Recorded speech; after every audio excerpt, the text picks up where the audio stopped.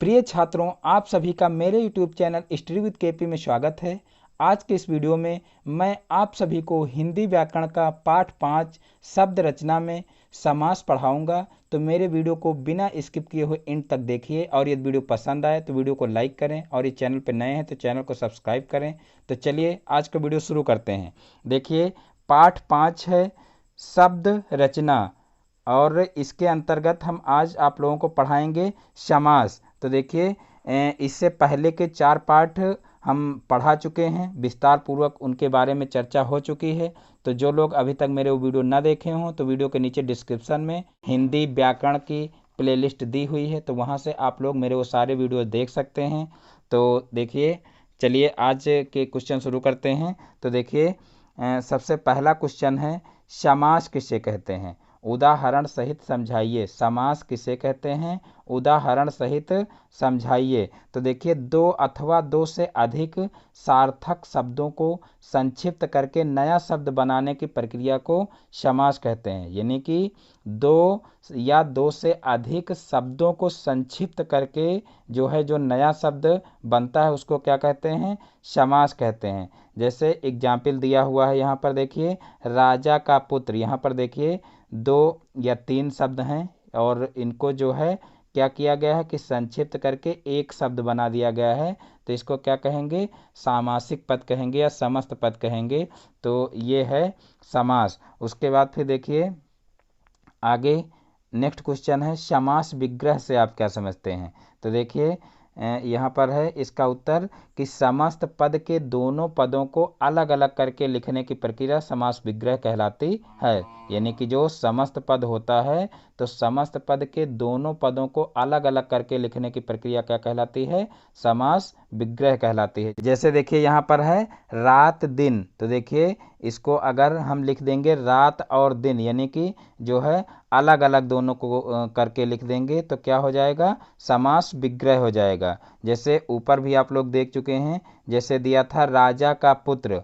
तो यहाँ पर देखिए राजपुत्र है, तो ये समस्त पद है या सामासिक पद है। और इसके बाद अगर इसको हम इस रूप में लिख दें कि राजा का पुत्र, तो ये क्या हो जाएगा? ये समास विग्रह हो जाएगा। तो इस प्रकार से समस्त पद और समास विग्रह आप लोग समझ गए होंगे। उसके बाद फिर देखिए नेक्स्ट क्वेश्चन है कि समास के कितने भेद होते हैं? नाम लिखिए। समास के कितने भेद होते हैं?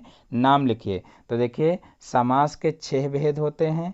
देखिए, पहला है अव्ययी भाव समास, दूसरा है तत्पुरुष समास, तीसरा है द्विगु समास, चौथा है द्वंद्व समास, और पांचवा है कर्मधारय समास, और छठवां है बहुव्रीहि समास। तो देखिए, सबसे पहले हम देखते हैं अव्ययी भाव समास किसे कहते हैं।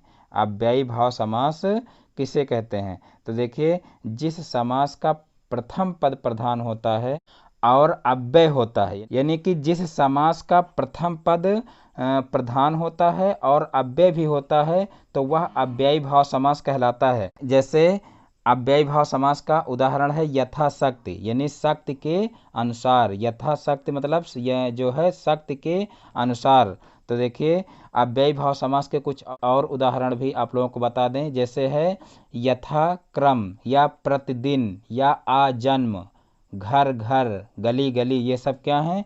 ये अव्ययी भाव समास के उदाहरण हैं। अब देखते हैं तत्पुरुष समास किसे कहते हैं। तो देखिए, जिस समास का उत्तर पद प्रधान तथा पूर्व पद गौण हो वह तत्पुरुष समास कहलाता है। जिस समास का उत्तर पद प्रधान तथा पूर्व पद गौण हो तो वह तत्पुरुष समास कहलाता है। जैसे देखिए भूदान। देखिए, तत्पुरुष समास का उदाहरण है भूदान।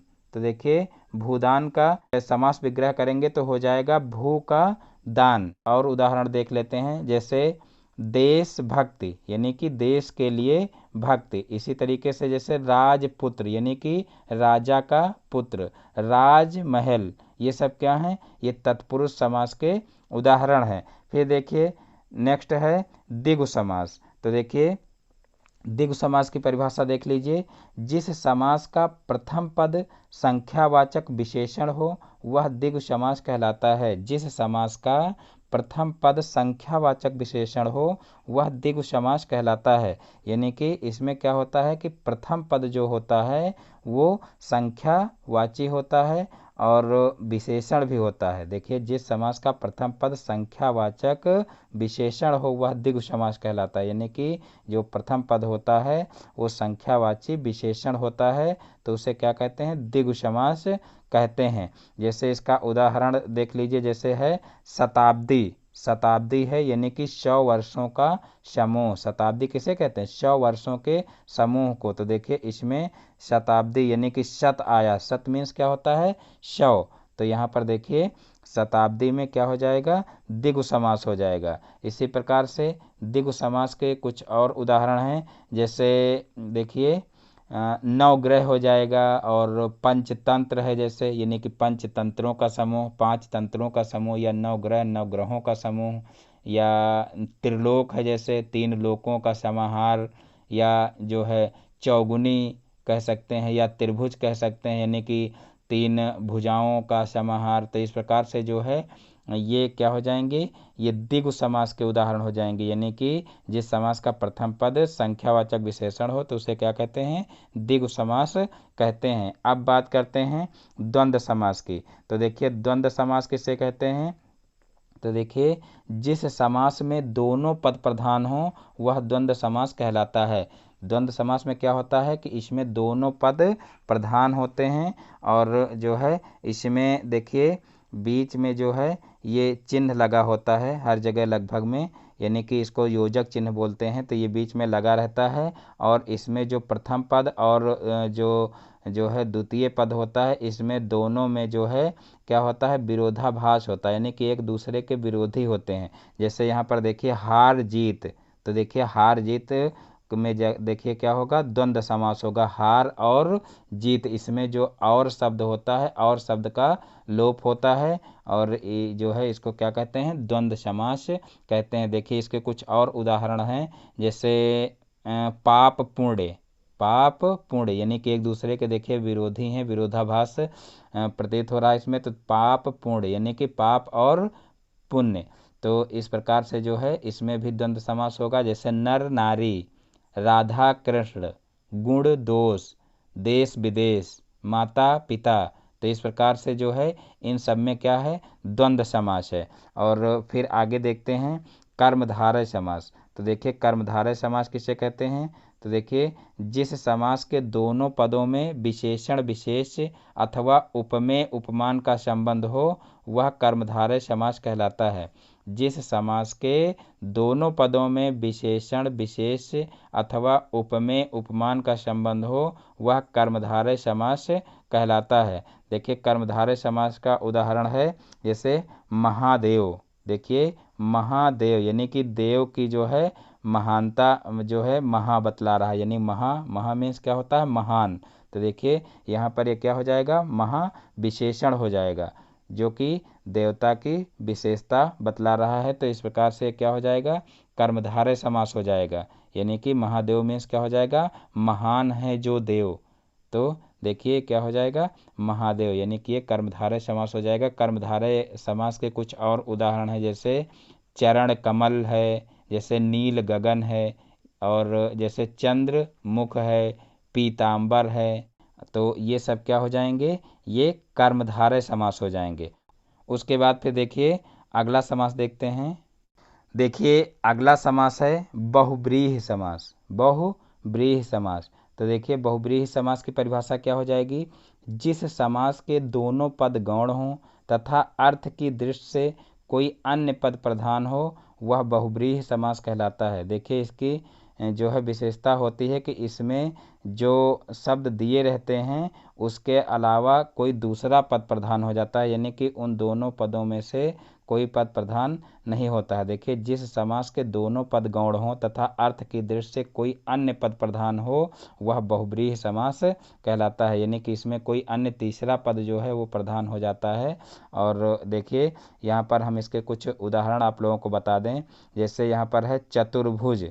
चतुर्भुज है जैसे मान लीजिए, तो 4 हैं भुजाएं जिसकी अर्थात विष्णु। 4 हैं भुजाएं जिसकी अर्थात विष्णु। तो ये क्या हो जाएगा? बहुब्रीहि समास हो जाएगा। यानी कि यहाँ पर चतुर्भुज का अर्थ क्या है, विष्णु से लिया गया है, तो ये हो जाएगा बहुब्रीहि समास। इसी तरीके से कुछ और एग्जाम्पल आप लोगों को बता दें बहुब्रीहि समास के, जैसे है पीताम्बर।